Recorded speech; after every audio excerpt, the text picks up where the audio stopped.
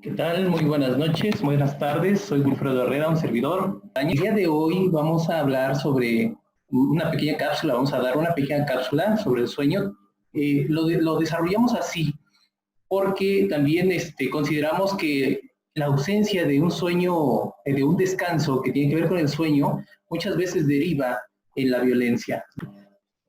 Hace una publicación por una investigación que realiza sobre los patrones de sueño y dice él que puso a varias personas en unas condiciones en las cuales la iluminación era muy similar a cuando no había esa iluminación artificial.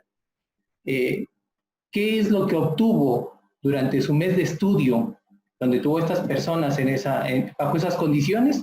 Bueno, en un principio no tuvo mayor diferencia, pero a la cuarta semana tuvo una variación en el comportamiento del sueño, se empieza a modificar y comienza a notarse que las personas comienzan a dormir cuatro horas, un primer periodo, despiertan de 1 a 2 horas y después volvían a descansar otras 4 horas. Hacían el total de 8 horas.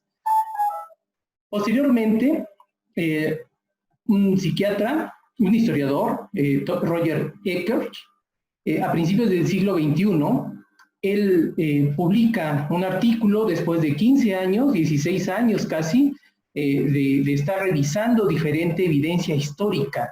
Y él observa que hay referencias de que antes de la etapa preindustrial, las personas descansaban en 2 periodos de sueño. Es decir, después de que ya no tenían esa luz natural, bien, después de esas 3 o 4 horas de sueño, habían 2 o 3 horas en las cuales las personas nuevamente estaban despiertas y luego continuaban de nueva cuenta hasta altas horas de la mañana. El total de horas de descanso que ellos tenían eran 12 horas aproximadamente.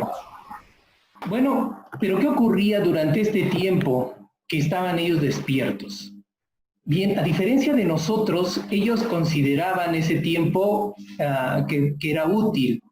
Iban al baño, leían para aquellos que sabían hacerlo, fumaban, visitaban a vecinos, meditaban, tenían sexo, o solamente hablaban con las personas que tenían a un lado de la cama o estaban ellos solos.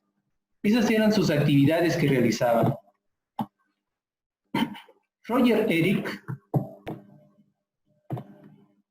encuentra también entre los periodos de sueño, la información donde encuentra estos periodos de sueño es en diarios de diversas personas, en libros de medicina. Hay un ejemplo donde hay un manual médico francés del siglo XVI y allí dice que el mejor momento para la concepción era después de la primera etapa del sueño. También en la Odisea, en el Quijote, como veremos más adelante, etc. Y aún en Nigeria. En el caso de México no tenemos mayor referencia por cuestiones de toda la información que se perdió durante la conquista posteriormente a ella.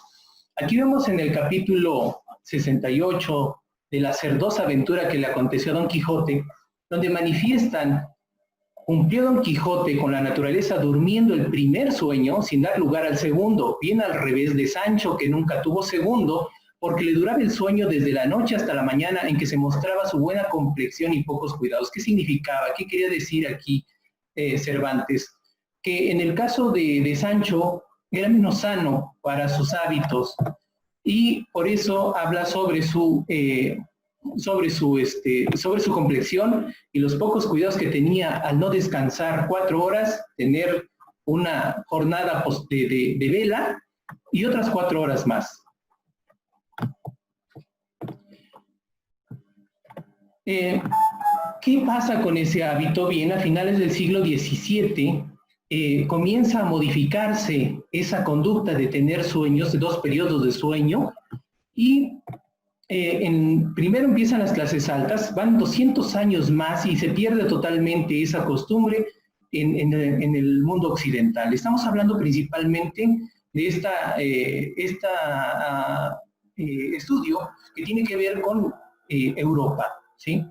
Y bueno, pues comienza lo que llaman el insomnio de mantenimiento. Y ahí es donde ya se empiezan a mostrar ciertas dificultades y ciertos problemas y una ansiedad cuando nos despertamos después de unas 4 horas de descanso y que nos damos cuenta de que de repente estamos perdiendo el tiempo, según nosotros, cuando en realidad es algo que nos está pidiendo el organismo por una cuestión que ya teníamos de naturaleza. ¿Sí? Se refiere que para 1920 estos periodos ya se habían perdido por completo, ya no se daban.